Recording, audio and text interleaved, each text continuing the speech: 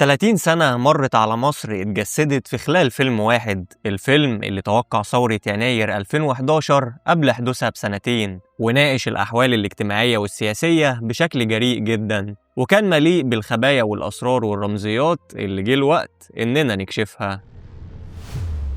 فاستعد لبدء رحلتنا في شرح وتحليل فيلم دكان شحاتة، أكتر فيلم محير في السينما المصرية اللي كان مثير للجدل وساب علامة فارقة في تاريخ مصر، وقدم لنا حكاية استثنائية لا يمكن تتنسي. حكايتنا ما كانتش عن فرد ولكنها بتعبر عن مجتمع كامل. فيلم دكان شحاتة كما لم تراه من قبل.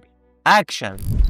في سنة 2009 بيطل علينا فيلم دكان شحاتة اللي جمع العديد من النجوم زي محمود حميدة وعمرو عبد الجليل وصبري فواز وغادة عبد الرازق ومحمد كريم، والأول مرة كممثلة هيفاء وهبي، واللي هتاخد اللي فيه النصيب يعني كمان شوية. ومن بطولة النجم الصاعد بشكل غريب جدا وقتها عمرو سعد، واللي ما كانش تصدر غير بطولة فيلم واحد فقط ألا وهو حين ميسرة، ولكنه حقق نجاح كبير جدا لدرجة إنه في ديسمبر سنة 2007 كان بينافس بقوة على قمة الإيرادات. ومع مين؟ مع النجم أحمد السقا بفيلمه الشهير الجزيرة، وكريم عبد العزيز بفيلمه خارج على القانون.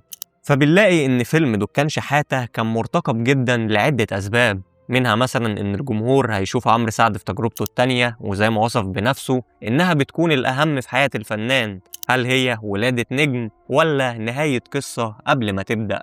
أو إن الجمهور هيشوف لأول مرة هيفاء وهبي كممثلة، النجمة صاحبة الشعبية الكبيرة جدا واللي كانت ترند الوطن العربي في الغنى.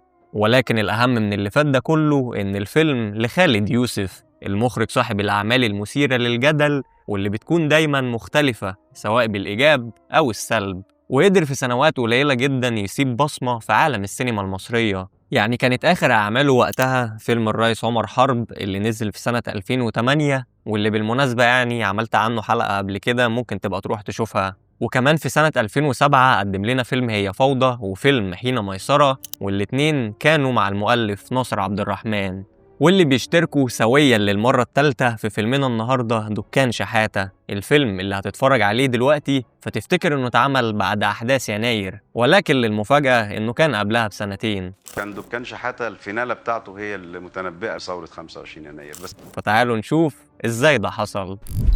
بنفتتح الفيلم بخروج شحاتة من السجن في سنة 2013، وركز في التفاصيل عشان ما تتوهش، يعني الفيلم نازل في سنة 2009 ولكن أحداثه بتدور في 2013. شحاتة بيتفاجئ إن الناس موقفة قطر محمل بالقمح وبيسرقوه في اللحظة اللي بتشتغل فيها أغنية مش باقي مني غير شوية كفر بشروق. هو إيه اللي بيحصل ده؟ ثم بنلاقي المخرج بيعرض لنا مجموعة من المانشيتات أو عناوين الجرايد اللي بيلخص فيها حال مصر أو الأمة العربية كلها في حوالي آخر 30 سنة. بيستعرض لنا الأحوال الاجتماعية والتغيرات السياسية وأبرز الأحداث في المنطقة العربية عموماً في هذا التوقيت، وصولاً لسنة 1981 عندما تولى حسني مبارك رئاسة مصر بعد اغتيال أنور السادات. وهتلاقيه كاتب لك بعدها إن السادات اعتقل 1500 شخصية، اللي هو يعني إيه الفكرة برضو؟ خبر زي ده هو حقيقي بالمناسبة، بس اشمعنى اختار إنه يضيفه في مقدمة الفيلم؟ ده اللي هنعرفه كمان شوية، لأن مفيش حاجة بالصدفة. وعموما الأخبار دي كلها هي من وجهة نظر المخرج، هي حقيقية وحصلت بالفعل، ولكن هو اختار إنه يضيفها للمقدمة لخدمة رؤيته الفنية أو للتعبير عن أفكاره. هتقولي طب ما هو ايه الجديد؟ ما الفيلم بيتحكي من وجهة نظر مخرجه. هقولك صح، بس الموضوع هنا واخد منحنى أبعد، نقدر نطلق عليه سينما المؤلف.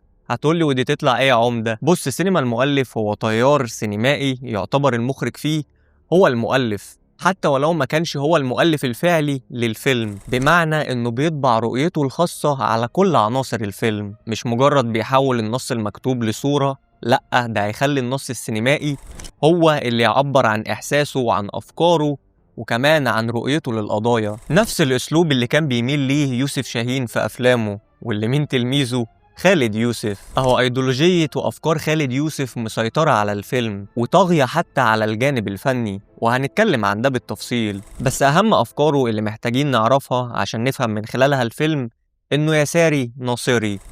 ناصري تمام. بتحمس اكثر لمشروع جمال عبد الناصر، مش شخص جمال عبد الناصر بس. وبص، باختصار شديد، التيار اليساري هو فكر بيسعى لتحقيق المساواة الاجتماعية والاقتصادية ودعم الطبقات الدنيا والضعفاء. وبالنسبة للتيار الناصري فهو بيعتمد على أفكار جمال عبد الناصر في الوحدة العربية والعدالة الاجتماعية عن طريق تذويب الفروقات بين الطبقات وغيره. أنا عارف إني طولت شوية في الحتة دي وإن كل ده لسه ما حللتش الفيلم أصلا، بس معلش يعني هو ده الأساس اللي بناء عليه هنفهم الفيلم.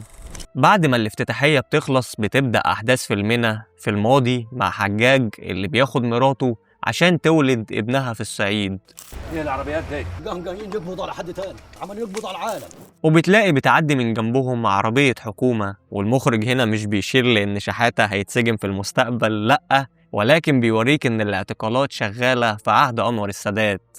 المهم مراته بتولد ابنهم وبعدها بتموت على طول. حجاج بياخد ابنه اليتيم وبيرجع على مصر، وفي نفس يوم ولادة شحاتة بيكون يوم اغتيال أنور السادات. واخد بالك من الربط؟ ما تقلقش، هفسر لك كل حاجة كمان شوية.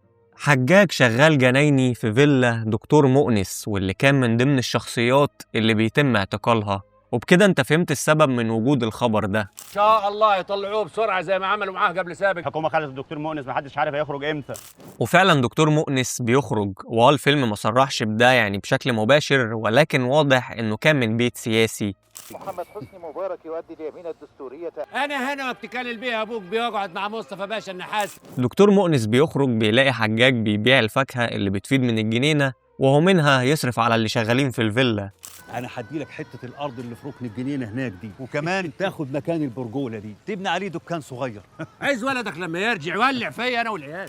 وبنعرف ان دكتور مؤنس عايش لوحده في الفيلا، وده لان ابنه مسافر، ويا ترى مسافر فين؟ طبعا مسافر امريكا. المهم حجاج بيفتتح الدكان وبيسميه دكان شحاتة. باين عليك مبروك يا واد. اللقطة دي كانت مرعبة جدا بالنسبة لي لما لاحظت ان الطفل بيرقص على المزيكا.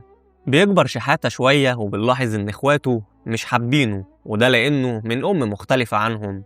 ولما بيكبروا اكتر بيبقوا مش بس مش حابينه، لأ، دول كارهينه باستثناء البنت يعني. وده ليه؟ بسبب تمييز ابوه ليه والتفرقة في المعاملة بينهم. من الآخر يعني كان بيحبه أكتر من باقي إخواته اللي هم طلب وسالم، وده اللي هم كانوا شايفينه.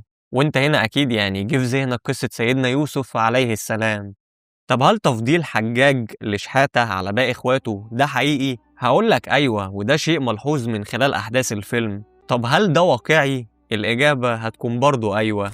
هتقولي ازاي يا عمدة؟ ده انا ابويا وامي مفهميني انهم بيحبوني زي اخواتي بالظبط. بص، فكرة ان يكون في ابن مفضل عند الاب او الام هو شيء وارد يحصل عادي جدا، وده لعدة اسباب، منها مثلا ان هو الابن البكري او اخر العنقود، او مثلا خصائص في الطفل نفسه زي انه متفوق او سهل التعامل معاه او شبه ابوه او امه. كل دي وغيرها حاجات ممكن تخلي الوالدين يميلوا ليه اكتر مقارنة بباقي اخواته، حتى لو ده بيحصل باللاوعي. وهنا انا بديك تفسير، يعني مش بقولك صح او غلط. يعني مثلا خلال احداث فيلمنا بنفهم ان مرات حجاج الاولى اللي هي ام اولاده الثلاثة سابته وهربت، عكس ام شحاتة اللي ماتت اصلا وهي بتولده.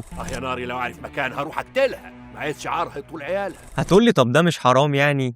هقولك إن طول ما الموضوع ما تخطاش حاجز المحبة القلبية فهو عادي، طول ما فيه عدل وتساوي في التعامل. أصل العاطفة دي يعني الإنسان مش بيمتلكها، المهم أفعاله، وطالما ما ظهرش منه تفضيل تجنبا لحدوث كراهية أو ضغينة بين الإخوات فتمام. الواد خرع، انت بتحامله يابا على الفاضيه والمليانه، هتعرجل منكم كلكم. بس يابا انا اللي غلطان، مسكت الهوا. غيظكم بعلام. حجاج تفضيله لشحاتة على سالم وطلب كان ظاهر من يوم ولادته، حتى سمى الدكان باسمه، وده كان شيء واضح كمان للدكتور مؤنس. صاحب اخواتك يا شحاته، سيبك من ابوك، ركع المعون. ما تتفردش كده يا عجوز، ابوهم واحد. يعني مثلا سالم من اول الفيلم كان عايز يتجوز وابوه مطنش له، الاحداث هتعدي شحاتة هيتجوز وسالم هيفضل مطنش له. انا كبرت بقى وعايز اتجوز. هتتجوز من بلدنا يابا ما طلبت منك اتجوز بيه اخت كرم، ودي بقى من الصعيد وانت رفضت. شحاته اخوك متكلم عليها قبل. وهنا بنتعرف على باقي شخصيات الفيلم. بيسا البنت اللي مغرم بيها شحاتة، وبيعيشوا قصة حب سوا. وعندك أخوها كرم غباوة بلطجي ماسك موقف، وهو اللي بيقوم بدور الكوميك ريليف داخل الفيلم. وحياة بيسا خلاص حلفتني بالغالي، بس دي جرسة ود بس. وللأمانة كان ليه مشاهد كتير فعلا بتضحك يعني. يعني انت يا ابو شعر حرير، انا كلمت الجناحيه وصلك ببلاش، ما تعرفوش تسوق بتركبوها ليه؟ ده انا اللي مشيته بظهري عمر اهلك ما مشوش قدام. كرم بيحب بنت أصغر منه ب20 سنة مثلا، ولما بيعرف إن المدرس حاول يلمسها بيروح ياخد حقها بقلمين على الطاير، وقبل ما يتمسك شحاتة بيروح ينقذه. شايف ان حكايتك مع البت انج دي غريبه شويه، البت لسه صغيره وانت دي اللي تتضامن وتربيها على ايدك وتفهمها اللي انت عايز تفهمه لها. طب بجد ما سمعتش نفس الكلام ده من صاحبك قبل كده؟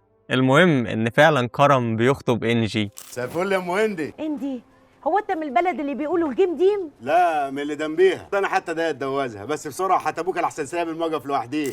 بس عشان يتجوزها محتاج فلوس، فبيجيله راجل يتفق معاه إنه يزور الانتخابات. واخد بالك بقى هو شبه مين؟ نضيفه يا باشا والله العظيم، على لحم مخ من الصبح. عايز 20 ميكروباص طول مده الانتخابات بثواني ب 4000 جنيه في اليوم. 10 عربيات نص نقل بميكروفونات. وفعلا كرم بيعمل كده. ليه؟ عشان الفقر يا اسطى. يعني ده حتى في المشهد ده بتشتغل أغنية الفقر لأحمد سعد. صوت من اجل صراع الحريه، من اجل قتال الاخر. احنا شعب بيعمل المحشي يقول النكته. بنرجع تاني لدكتور مؤنس اللي بيقرر يدي حجاج عقد بيع لحتة الأرض اللي هم عايشين فيها. عقد بيع مني بحته الارض اللي انتوا قاعدين فيها. ما كفاكش ارض ابوك اللي الثوره خدتها وفرجتها على المخاليق. بقول والله كان عندهم حق. والمقصود بالجملة دي هو الإشارة لقانون الإصلاح الزراعي اللي تم إصداره في ثورة يوليو 1952 وقام بتطبيقه الرئيس جمال عبد الناصر، واللي كان بيحدد ملكية الأراضي الزراعية وبتتاخد من كبار الملاك تتوزع على الفلاحين المعدمين، فبيبقوا ملاك بدل ما هم شغالين بالأجر عند صاحب الأرض. وده نفس اللي بيعمله مؤنس مع حجاج، اللي تحس إنه برضه يساري ناصري. فبتلاقي إن الأفكار اللي متبنيها خالد يوسف اللي كلمتك عنها في أول الحلقة هو قاعد يطرحها طول الفيلم. كانوا بيمسكوا الصعايده في الشوارع، ولما الرئيس عبد الناصر رجع قابل وزير الداخليه ورجع الصعايده من تاني.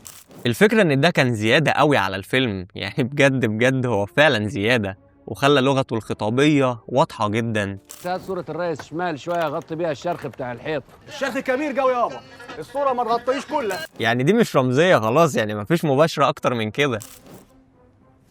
ربنا يرحمك يابا. ما خلاص يا حبيبنا في إيه؟ يعني أنا مش ضد الأفكار نفسها، كل واحد حر عادي. أنا ضد الفجاجة اللي بتتقدم بيها الأفكار. يعني مفيش لغة سينمائية تحس إن هو بيزغط بطة. وللأسف المباشرة ما كانتش هي العيب الوحيد في الفيلم. يعني الفيلم ده فيه حاجات حلوة كتير وفيه عيوب قاتلة، وهنعرف ده أكتر يعني لما نكمل الحلقة. المهم إن دكتور مؤنس بعد ما كتب لحجاج الأرض وأولاده بقوا أصحاب ملك، بيقرر إنه ياخد شحاتة ويروحوا يتقدموا لبيسا. الخميس الجاي يا كرم احنا عنديكم عشان نجروا فتحة بيسا. وانا يابا قلت لك يابا انا عايز اتجوز، من الواجع من قعر الجف. شحاته ضفره برقبته، شحاته متعلم عني. وحتى لما كرم مش بيوافق إنه يتمم الجوازة غير لما يضمن حق أخته في الدكان أو حق شحاتة، يعني حجاج بيرضخ لكلامه وبيقرر إنه يكتب الدكان باسم شحاتة، وباسمه هنا مقصود بيها ملكية، يعني مش إن هو اسمه على اليافطة. انت عايز العيال تموت بعض؟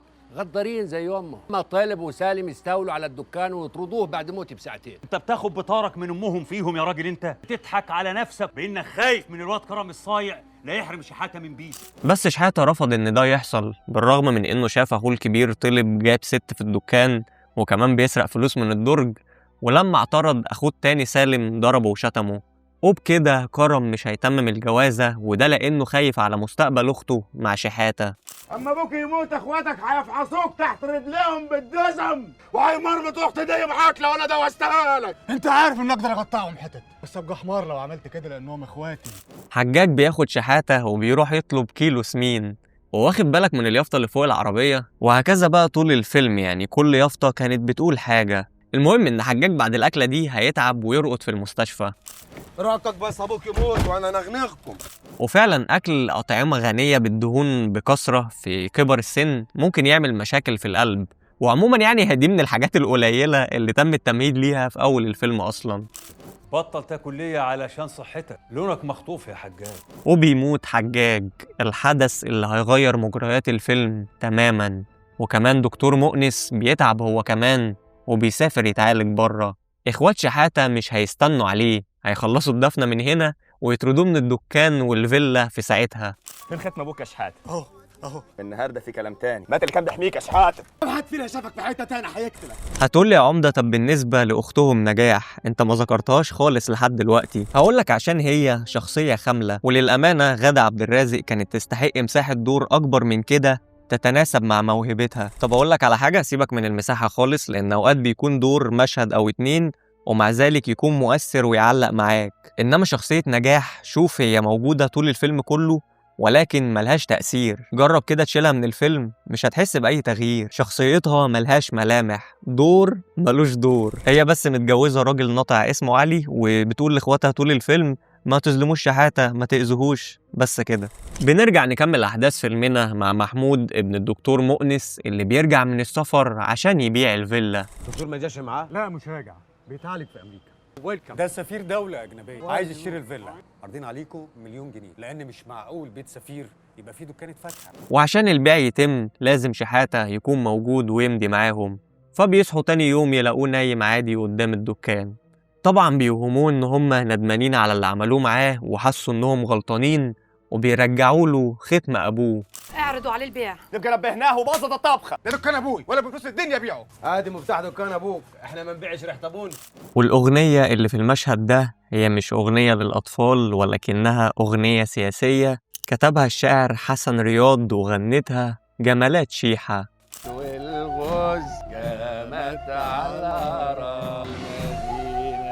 دربكت. فبيقرروا يخلصوا منه ويسجنوه بتهمة انه زور ختم ابوه وباع الدكان لنفسه. وبص يعني عجبني جدا رد فعل سالم في المشهد ده اللي بيظهر لك مدى قسوته واللامبالاة اللي هو فيها. حكمت المحكمة حضوريا على المتهم بالسجن لمدة. بيتسجن شحاتة الفيلم ما ذكرش مدة حبسه بس هي غالبا 7 سنين بما انه هيخرج في 2013 والمشهد ده بيمثل اعتصام القضاة في سنة 2006 عشان نلاقي خالد يوسف بعد ما خلص مساوئ حكم السادات بينتقل لمساوئ حكم مبارك. حتى قبلها في مشهد الدفنة أشار لحريق مسرح قصر الثقافة في بني سويف سنة 2005.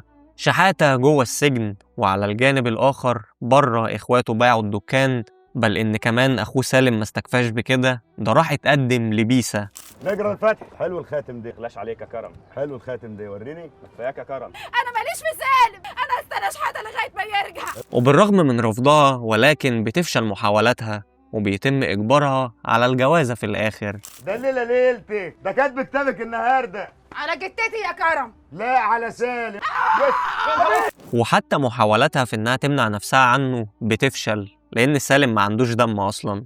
عشان نشوف بعدها واحد من أكتر المشاهد اللي أنا بحبها في الفيلم على أغنية السجن لأحمد سعد، لما بيسا بتروح تزور شحاتة في السجن بعد جوازها وحرفياً مش بيبقى ليها عين تشوفه. وعلى فكرة أغنية السجن في الأصل هي جزء من قصيدة مش باقي مني للشاعر جمال بخيت. قالوا لي ان في زياره عشان في حد جاي زياره شحاته حجاج. يظهر انه مش شحاته. بتمر السنين وبيجي وقت خروج شحاتة من السجن وبيقرر إنه يحلق شعره ويدق نفس الوشم اللي كان على إيد أبوه عشان يبقى نسخة منه، ولكنه بيبقى شبه أحمد زكي في فيلم الهروب أكتر. جواش وايه الرسمه دي؟ اسد ابو زيد. جبت لك السيره على شريط. ترى قوي بتسمع السيره الهلاليه. أبو زيد الهلالي، ودي واحدة من أقوى الرمزيات اللي الفيلم أشار ليها أكتر من مرة، حتى كمان هتلاقيه مرسوم على الحيطة. أبو زيد الهلالي في الذاكرة الشعبية والسيرة الهلالية باختصار شديد جدا بيرمز إلى الفارس الشجاع الذكي والسياسي العادل اللي دافع عن الفقراء والمظلومين، وبيتشارك مع بطل فيلمنا في عدة أشياء زي إنه كان بشرته سمرة وكمان ليه قصة عشق لم تكتمل مع امرأة شديدة الجمال، والبعض الآخر بيقول إنهم اتجوزوا، مش فارقة لأن كده كده السيرة الشعبية بتختلف من راوي للتاني. وأيضا في النهاية مات غدر على إيد صديقه دياب بعد ما عفى عنه في مقتل حسن سلطان بني هلال. وعموما السيرة الهلالية منتشرة في كل حتة وتحديدا الصعيد، وكان ذروة شهرتها في وقت نزول الفيلم. وصلت أزمة الغذاء والبطالة في مصر إلى درجة أنها تنذر بكارثة إنسانية. ودي النقطة اللي افتتحنا بيها الفيلم على أغنية مش باقي مني. خالد يوسف قال لي لا سيبك من الفيلم، أنا عايز قصيدة تعبر عن ال30 سنة الأخرانيين في مصر. فقلت له أنا عندي قصيدة كده يعني. الأغنية الأيقونية اللي في الأساس كانت قصيدة للشاعر جمال بخيت، اللي أعاد صياغتها أو خلينا نقول حذف منها عشان تكون مناسبة مع أحداث الفيلم. مش باقي مني غير شوية نبض في عروقي، خدي وعيشي وافتحيلي تابوت. أفرح بريحة ورد فرعوني وربنا في عوني. بنكمل مع شحاتة اللي بيخرج وبيروح على الفيلا ولكن بيلاقيها اتغيرت تماما. محمود ابن الدكتور مؤنس اللي المفروض مصري ولكنه جاي من أمريكا باع الفيلا وبقت مقر سفارة. ويا ترى لمين؟ العلم قدامك اهو. 3 بالله العظيم ده مكان يا خلق. لو عديت من هنا تاني اعتقال مش حبس. وصلت. المهم ان شحاتة بيقرر انه يدور على اخواته في كل حتة، ومن خلال الرحلة دي بيكتشف ان حاجات كتير اتغيرت. الفقر زاد وكمان السرقة، والناس ما بقتش لاقية تاكل ولا تشرب. ايه بطلت تبيع سمين ولا ايه؟ هي البلد دي عاد فيها حاجه سمينه؟ زيت ولا جاز؟ ادينا بنعبى ميه الليل ونبيع للناس. صباعين موز وحياة والدك. الله يرحمك يابا، وكان عايش ما كانش يصدق ان الموز بيجي يتباع بالواحده. واخد بالك الموز في الاول شكله كان عامل ازاي ودلوقتي عامل ازاي؟ عشان المخرج يوصلك ان الدنيا يعني ما بقتش بخير. وبيلاقي ان البلطجة انتشرت جامد، يعني حتى بيتكعبل في البورس اللي هو كان صاحب كرم في بداية الفيلم وهو بيتخانق، فبيروح يدافع عنه وينقذ حياته. فهو يعتبر قدم له جميلة هيردها له في آخر الفيلم. افتحوا الباب، انا معايا فلوس، الواد هيموت، افتحوا الكفرة. شحاتة بيمشي ورا كل خيط يوصله باخواته، والغريبة انه ما كانش خارج عشان ينتقم ولكن عشان يلم الشمل من تاني. نفسي اشوفهم، وحشوني يا اخي. اخواتي يا كرار. اول خيط كان كرار البواب اللي كان ملازمهم في اول الفيلم، وتاني خيط كان كرم، ولكن محدش فيهم بيرضى يديه معلومة، وبيروحوا يقبضوا تمن سكاتهم من سالم وطلب اللي فتحوا مكتب للعقارات والسيارات. بل كمان البجاحة انهم بيمصلحوا على قفاه، يعني مثلا قرار يقول لهم ان شحاتة ماشي بسلاح وبقى خطر جدا عشان ياخد فلوس في مقابل انه ما يدلوش على مكانهم. وكرم يقول لهم تعالوا نسكته بقرشين نكسر سمه، فيدوله 10,000 جنيه ياخد 1000 منهم يشتري لشحاتة عربية موز يسترزق منها، والباقي كله يحطه في جيبه هو. إنجي مرات كرم بتقول لبيسة إن شحاتة خرج من السجن وبتروح تقابله. انا عمري ما شفت من اخواتي حاجه حلوه، بس برضك عايز اتدفى في حضنهم واشم فيهم ريحه ابوي. قدرت تسامحهم؟ يا بيسة. وبيسة بتقول لنجاح فبرضه بتروح تقابله، ولكن بترفض تقوله على مكان سالم وطلب. يلا يا ولاد خدوا كراميل. اللي هيبوس شحاتة هديله كراميل. وكل ده شحاتة ما كانش يعرف إن أخوه سالم اتجوز حبيبته. لسه برضك ما عرفتش فين اخواتي. يا عم لسه يا عم هي مش بيسة مرات اخوك سالم. يا ترى شحاتة بعد ما يعرف هيعمل إيه؟ ولا أي حاجة، سامح إخواته عادي جدا، وقد تظن إن ده مش منطقي، وهو فعلا مش منطقي. بس هفصل لك كمان شوية السبب وراء الطيبة الغريبة دي اللي شحاتة فيها.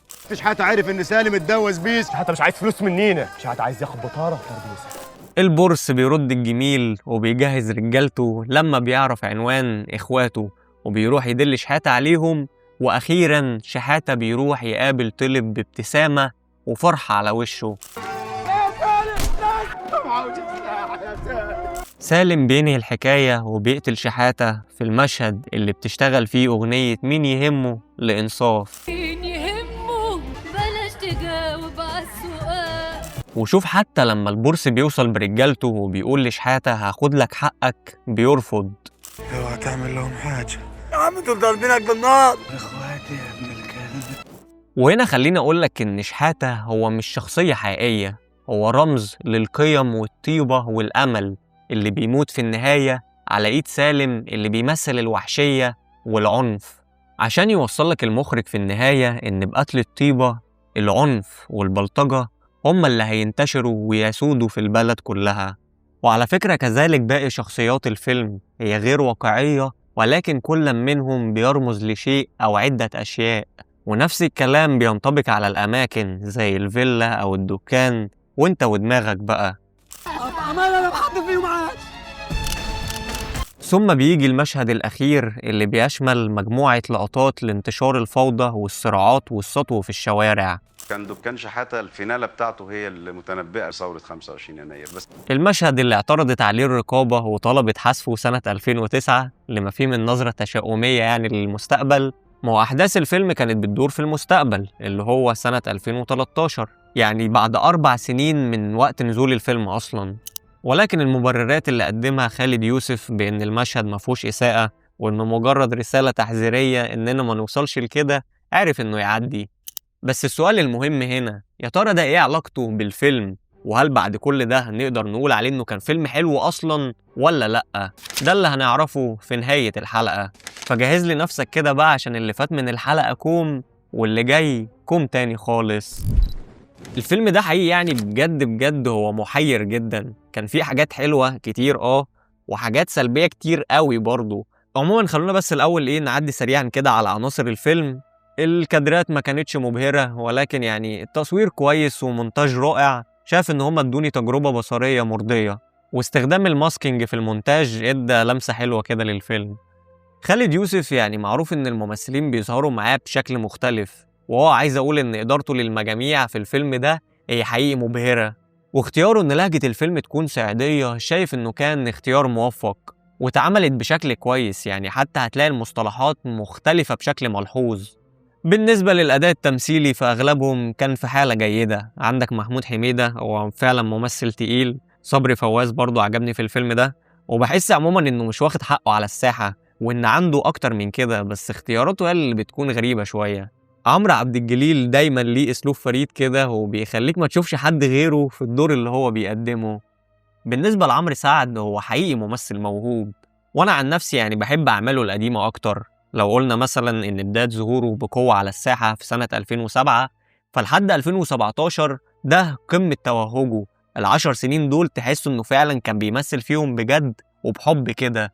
هتقولي امال هو دلوقتي بيعمل ايه في اخر 10 سنين؟ اقول لك بيمثل برضه، ولكن للنجومية اكتر. يعني حتى هتلاقي مسيطر على اعماله التجارية. فين ايام لما كان بيعمل الشخصية اللي هو حاسسها حتى لو العمل الفني مش قد كده او ما فيهوش مقومات النجاح، بس تلاقي ان اداؤه هو مميز جدا.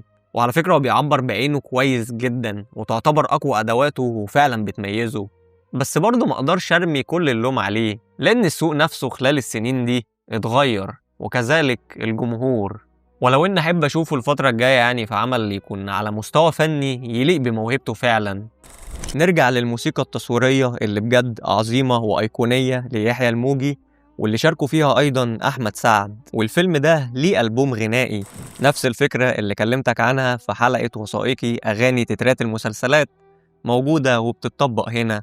وعموما لو ما شفتش الحلقة يبقى روح شوفها. أكتر أغنيتين حبيتهم مش باقي مني، ودي طبعا مفيش خلاف عليها، والأغنية التانية هي السجن، والاتنين كانوا لأحمد سعد. وعلى فكرة دي كانت المرة الأولى اللي يشارك في غناء عمل لأخوه، قبل بقى ما يلازموا بعض سنين طويلة جدا بعدها. وبرضه أغنية مين يهمه كلماتها كانت قوية جدا. بص عموما ال6 أغاني كانوا رائعين، وعجبني إن كل أغنية منهم كانت بتعبر بشكل دقيق جدا عن المشهد اللي محطوطة فيه. في مشاهد كتير معمولة CGI، وشايف إنها كانت كويسة جدا على وقت نزول الفيلم. يعني عموما تحس إن الكرو كله اجتهد، الديكور أو الملابس أو المؤثرات الصوتية جيدين، كله حاول يخرج أفضل ما عنده إلا المخرج والمؤلف. دكان شحاتة واحد من الأفلام المحيرة جدا، وده لأنه بيستفز مشاعرك وبيخرج أحاسيس كتير جواك، ميلودراما قوي بقى، فيوهمك إنه فيلم عظيم، ولكن في الحقيقة إنه هو مش كده، لأن كعادة أفلام خالد يوسف التشتت بيلعب دور رئيسي فيها. فتعالوا نفكك الفيلم كده ونشوف المؤلف ناصر عبد الرحمن والمخرج خالد يوسف قدموا لنا إيه. هنلاقي إن على المستوى الفني الفيلم واقع في جوانب كتير. الشخصيات مرسومة بشكل سطحي جدا وبلا دوافع قوية، لذلك شخصية زي سالم ظهرت محمد كريم بشكل باهت جدا وبأداء يرتقي فقط للمقبول، وده بالرغم من تأثيرها الكبير على الأحداث. وحتى هو ما تحطش في اختبار يخليني أقول إن الأداء بتاعه كان سيء، لأن أساسا الشخصية ما فيهاش أي عمق. وعندك كمان مثلا شخصية زي كرم كانت محتاجة تتحجم شوية، وشخصية زي نجاح يبقى ليها تأثير أكبر وتستغل من خلالها قدرات غادة عبد الرازق. ده غير إن السيناريو مليان ثغرات وفي كتير من الأحيان يعني ضرب المنطق في الحيطة، سواء بقى لطرح فكرة سياسية أو لتقديم مشاهد مثيرة. ودي من أكتر الحاجات اللي بتبوظ أفلام خالد يوسف، وجود مشاهد مثيرة بلا أي داعي. يعني ما عندوش مشكلة يبوظ السيناريو أو يبوظ الفيلم كله، بس يحط مشاهد مثيرة، وده بيحصل بشكل فج وغريب وحتى مناقض للمنطق. شحتة شوف مرتي يا ده عيب، وانت شايفني بجنون قدامك ولا ايه؟ تختشي يا كرم. قوم يا بنت ارقص العريسه. يعني في مشهد كرم خلى أخته تقوم ترقص قدامه لشحاتة، اللي هو احنا هنقدم إثارة وخلاص. منشا وسعاد والطاف وغيرها تعال تجيب الفقر. طب انت عايز تطلع شحاتة الشخص النبيل ذو القيم والأخلاق، ليه بقى مخلي كل مشاهده مع بيسة غير أخلاقية وحرام؟ معلش نسيت، عايزين نقدم إثارة. يعني حتى تلاقيهم بيقولوا أصل المشاهد المثيرة دي بتخدم الدراما، بعيدا إني ما بقتنعش بده، بس خالد يوسف بيعمل العكس بقى، هو بيخلي الدراما هي اللي تخدم على المشاهد المثيرة. وهو عموما اختيار هيفاء وهبي مبني على كده، يعني بجد شيل الإغراء، مش هتلاقي دورها أصلا، لا بس بجد شيل الإغراء، هتحس إن هي مسكست جدا بشكل بشع، وإن وجودها مع الممثلين دول غلط أصلا. وفوق كل ده انت مضطر تستحمل سوء أدائها، حتى ولو اجتهدت في مشهد أو اتنين، ولكن كمجمل وجودها كان عبء على الفيلم. الذي طغى حضورها على حضورك. إن رواج فيلم دكان شحاتة سببه وجود هيفاء وهبي، ولو ما كنتش أنا فيه برضه ما كانش نجح. عملت الدور كويس. وده عكس الشائع إن وجودها كان سبب نجاح الفيلم، الشيء اللي خلى عمرو سعد يجن جنونه ساعتها لما كان بيلاقي النقاد والإعلام بيتكلموا عليها ومش بيذكروه. يعني في ناس ما ذكرتش اسم البطل، كانوا بينقضوا الفيلم كل الممثلين كلهم. انا رحت قايل له انا مش عايز ابقى في الاعلام، عايز اجي على اكتاف الناس مش اكتاف الاعلام. قد ايه تحدثوا عنك بالاعلام مقارنه مع الحديث عن هيفاء؟ 30-40 ضعف. هي ساهمت في نجاح الفيلم تجاريا، سواء في شباك التذاكر او توزيعه، وده الغرض اللي هم جابوها عشانه، ولكن ده نجاح مادي فقط، هي ما ضافتش للعمل الفني نفسه اي شيء. فده كان من عوامل نجاح الفيلم، ان الناس نفسها تشوف هيفاء ديت ده في فيلم سينما. ننتقل للمشاهد الحوارية اللي كانت مباشرة جدا في اغلب الفيلم، ومن بداية الفيلم انت بتبقى ملاحظ توجه المخرج والنبرة اللي واخدها في ان كل ما هو انور السادات سيء، وان كل ما هو جمال عبد الناصر جيد. والتعبير عن الرأي نفسه هو مفهوش مشكلة، هو المشكلة في ان هو معمول بشكل فج مفتقد لأي سينمائية في الموضوع. ده غير الجانب السياسي في الفيلم اللي عدى على قضايا كتير ومشاكل تخص المجتمع المصري وهمومه وأزماته في الوقت ده، وبقول لك عدى لأنه ما تناولهاش أصلاً، ما ناقشهاش، هو بس بيرصد حالة تحس إنها مقحمة على القصة اللي إثارة مشاعر الجمهور. وبالرغم إني مدرك ده، ولكنها أكلت معايا برضه، وما تلومنيش أصل ده شيء طبيعي، الفيلم بيقدم لك مأساة، ولو شفتها في أي فيلم أجنبي هتتعاطف معاه برضه، ما بالك فيلم مصري وكمان مستند على وقائع حقيقية حصلت في هذه الفترة الزمنية. لذلك أنا قررت أنحي العاطفة على جنب عشان أقدر أقيم الفيلم بشكل سليم، لأن أكيد المشاهد دي هتأثر في أي حد سواء أنا أو غيري، أصل هو بيحرك مشاعرك اتجاه إيه؟ بلدك، وده شيء الواحد يحبه، بس المشكلة تكمن في إن الإضافات دي لو اتشالت هي مش هتأثر على قصة الفيلم، لكن بتلاقي إن وجودها هو اللي خلى الفيلم مهم أصلاً، وإنه من غيرها كان هيبقى مجرد فيلم عادي جداً أو أقل من العادي كمان. وهي دي المعضلة اللي بيحطك قدامها دكان شحاتة، ما تبقاش عارف هو فيلم حلو ولا وحش، بتبقى مدرك إنه بيجذب مشاعرك بشكل سطحي جداً، ومع ذلك بتتقبل ده. قدم لك الأفكار بشكل ساذج وحاجات كتير خانها المنطق، ومع ذلك انت بتعديله، وكل ده عشان بس كم مشهد لعب فيهم على مشاعرك، ودي للأسف طريقة رديئة. يعني الفيلم ده فيه بعض المشاهد لو قيمتها بشكل منفصل تاخد 10 من 10 من كتر ما هي قوية ومؤثرة وفعلا تخلي عينك تدمع، أو حتى الإفيهات من كتر ما هي كانت بتضحك، واللي لو نزلوا على فيسبوك يعني بوم هيجيبوا ريتش. وبالمناسبة يعني الناس هتعمل كده بعد الحلقة دي، لكن أنا ما ينفعش أقيمهم بشكل منفصل، أصله يعني ده فيلم مش حالة واتساب. صناع الفيلم كان عندهم نوايا لأفكار كويسة فعلا، بس التنفيذ متواضع جدا. فتتساءل ماذا لو كان خالد يوسف وناصر عبد الرحمن أحكموا الفيلم بشكل جيد والأفكار ما كانتش مبعثرة بهذا الشكل، لأني ما شفتوش كعمل فني متكامل، أنا شفت طبقة فيها قصة وطبقة فيها أفكار سياسية والاتنين اتحطوا على بعض. يعني انا بجد ممكن اشك عادي ان القصة ما اتبنتش في الاساس عشان تروح في الاتجاه ده اصلا، وعموما ممكن كان غرضهم من صناعة الفيلم انه لما ينزل في سنة 2009 يثير بقى مشاعر الناس ويحركهم كده، حتى ولو هيبقى فقير فنيا.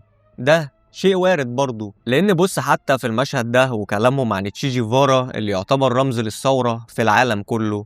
محدش يعرف، بس بيقولوا عليه كان فتوة ده متجوز. الراجل اللي على الفلانة ده الناس محتاجة فتوة، محتاجة بطل.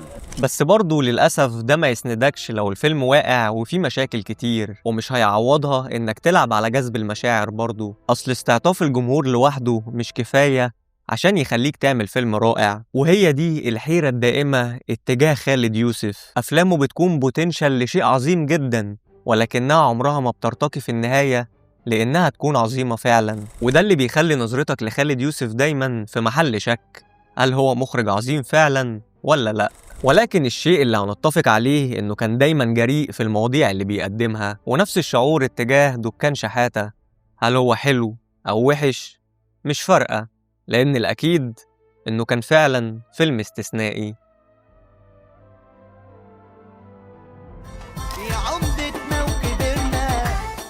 وبس كده خلصت رحلتنا في شرح وتحليل فيلم دكان شحاتة، ومعاها بتنتهي حلقتنا. واتمنى طبعا اكون قدرت اضيف حاجة جديدة او الفت نظرك لشيء، رسالة، فكرة او وجهة نظر مختلفة. والاهم في الاخر هو رأيكم انتم اللي هستنى تشاركوني بيه تحت في الكومنتات. ولو حبيت الحلقة والكلام وعايزه ينتشر اكتر، اعمل شير للحلقة مع صحابك، ولايك واشترك وفعل زر التنبيهات عشان تشوف الحلقات الجاية. ولو عايز تعرف عني اكتر هتلاقي لينكات الانستجرام واكس وفيسبوك تحت في الديسكريبشن، تابعني هناك. وما تنساش تنضم لجروب الفيسبوك لزوم الحيكي والميكي. وبس كده، كان معاكم محمد عماد، و سلام.